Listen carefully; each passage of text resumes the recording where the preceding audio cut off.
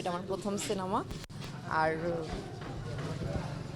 আমার হচ্ছে যেহেতু আমি একদম নতুন ডিরেক্টর, সো আমি যাদেরকে নিয়ে কাজ করেছি তারাও নতুন, এমন না যে ইন্ডাস্ট্রিতে প্রথম কাজ করেছে, কিন্তু আমার সাথে প্রথম কাজ করেছে ইচ অ্যান্ড এভরি ওয়ান। আর আমি সবসময় চেয়েছি আমার একটা নিজের ফ্যামিলি বানানোর জন্য। মানে ধরেন আপনি যে সেক্টরে কাজ করেন, আপনার যদি সারাউন্ডিং এনভায়রনমেন্টাল ওয়ার্কিং ভালো না থাকে, আপনি কাজটা ভালো করে করতে পারবেন না। সো আমি চেয়েছি আমি একটা সিনেমা বানানো কিন্তু অনেক সময়ের কাজ।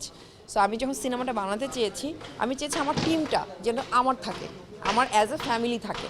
সো আমি ওই দিক থেকে আমার একটা ফ্যামিলি বিল্ড আপ করতে পেরেছি, যার কারণে আমি একটা ভালো সিনেমা উপহার দিতে পারছি ইনশাল্লাহ।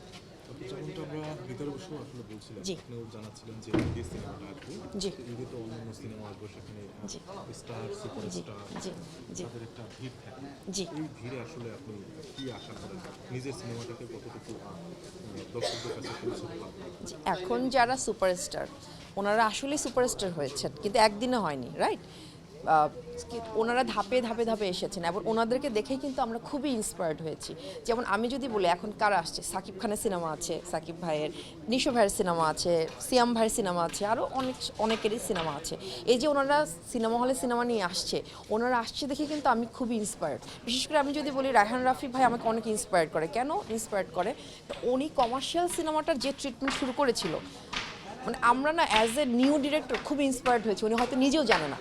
সো যখন ওনাদের সিনেমা আসে, আমরা তখন না আমাদের সিনেমাটাও রিলিজ দিতে সাহস পাই। কারণ আমি কিন্তু বারবার বলছি, আমরা তো ইনভেস্টর থেকেই টাকা নিয়ে কাজটা করি, আমরা যদি চাইও ঈদ ছাড়া কিন্তু রিলিজ দিতে পারছি না। সো ইনভেস্টররা বলছে যে ঈদেই দাও, ঈদে সবচেয়ে বেশি দর্শক থাকে যেহেতু, সো আমরা ঈদের সময় রিলিজ দিতে চাই। এবং আমি একটা জিনিস বিশ্বাস করি, মার্কেটিং, মাউথ মার্কেটিং, সাংবাদিক, ওনারা যদি আমাদেরকে হেল্প করে, দর্শক আমাদের উপর আস্থা রাখবে ইনশাল্লাহ, যদি আপনারা আমাদের উপর আস্থা রাখেন। যে কথাটি আপনি বললেন আসলে সব কিছুর একটা কম্বিনেশন একটা সিনেমা। জি জি জি। আমি যদি আপনাকে একটু বলতে চাই, ইফ ইউ ডোন্ট মাইন্ড। না না, আচ্ছা, আমি না ছোটোবেলা থেকে ডিরেক্টরই হতে চেয়েছি। মানে আমি ক্লাস 3-4-এও পড়ি, আমার কাছে আমরা তখন আসলে বিভিন্ন পত্রিকা পড়তাম, রাইট, বিনোদনের।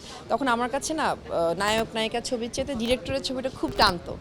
সো আমি ডিসাইড করেছি আমি ডিরেক্টর হব, এই কারণে আমি ডিরেক্টর হয়েছি। মানে অভিনয়ের চিন্তা আসলে ওইভাবে করিনি, কারণ আমি মেইন জায়গাটা আসলে ফোকাস রাখতে চেয়েছি।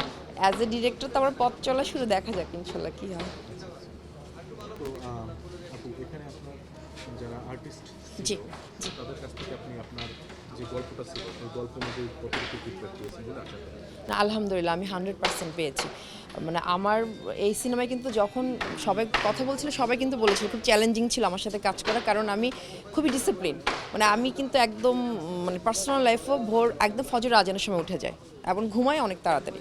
সো আমার ক্যামেরা অলওয়েজ ওপেন হয়েছে 8টা, মানে 8টা, মানে 8টা বাজে যখন ক্যামেরা ওপেন হয়, তার মানে আপনি জানেন যে সেটা 6টা-7টা থেকে শুরু হয় সমস্ত প্রসিডিওরগুলো। যখন শুরু হয় এবং আর্টিস্টরা যদি হেল্প না করতো, আমি কিন্তু শেষ করতে পারতাম না। আমাদের প্রত্যেকটা আর্টিস্ট কলাকুশলী 100% আমাকে দিয়েছে এবং আমি যেভাবে চেয়েছি অ্যাক্টিং করেছে, আমি যেভাবে চেয়েছি সব করেছে, এবং এই কারণে আমি আলহামদুলিল্লাহ ব্লেসড। আচ্ছা আপু, আমরা যদি বর্তমান প্রেক্ষাপটটা একটু বিবেচনা করি, জি। সিনেমার বাজার কিন্তু খুব মন্দা অবশ্যই। ঈদ ছাড়াই চলে না। জি। তো সেক্ষেত্রে সিনেমা বানানোর ক্ষেত্রে কতটুকু চ্যালেঞ্জ ফিল করেছেন? হ্যাঁ ভাই, এটা কিন্তু অনেক চ্যালেঞ্জ ফিল করেছি। মানে একদমই আমরা যখন প্রথমে এই সিনেমাটা বানানোর চেষ্টা করছিলাম, সবচেয়ে বড় চ্যালেঞ্জ ছিল ইনভেস্টমেন্ট। বিকজ অফ সবাই বলছে এই পরিস্থিতিতে আসলে কি ইনভেস্ট করবে কি করবে না, কিন্তু আসলে আমাদের তো পেশা, মানে আমরা এটা করে তো আসলে বেঁচে খেয়ে পড়ে থাকি। So আমাদের হাল না, মানে কি বলবো, এটা হাল ছাড়িনি আমি। মানে আমি অনেক চেষ্টা করেছি, পরে হচ্ছে আমাদের প্রোডাকশন হাউস থেকে আমরা একটা চ্যালেঞ্জ নিয়েছি যে যাই কিছু হোক আমরা বসে থাকবো না, আমরা সিনেমা বানাবো, সিনেমা দর্শককে দেখাবো, দ্যাটস অল। সর্বোপরি আপনারা যারা দর্শক রয়েছে, দর্শকদের উদ্দেশ্যে কি বলা হচ্ছে? আমি দর্শকদের উদ্দেশ্যে একটা কথা বলবো, প্লিজ আসুন সবাই দেখুন, কারণ আমরা সিনেমাটা এমনভাবে বানিয়েছি আপনাদের জন্যই। এখানে পরিবারের সবাই মিলে দেখতে পারবেন, ছোট থেকে বৃদ্ধ সবাই, এবং আশা করছি এবং কথা দিচ্ছি সবাই এনজয় করবেন, এবং আমি চাই দর্শকের সবাই আসুন সিনেমা হলে, সিনেমাটা দেখুন।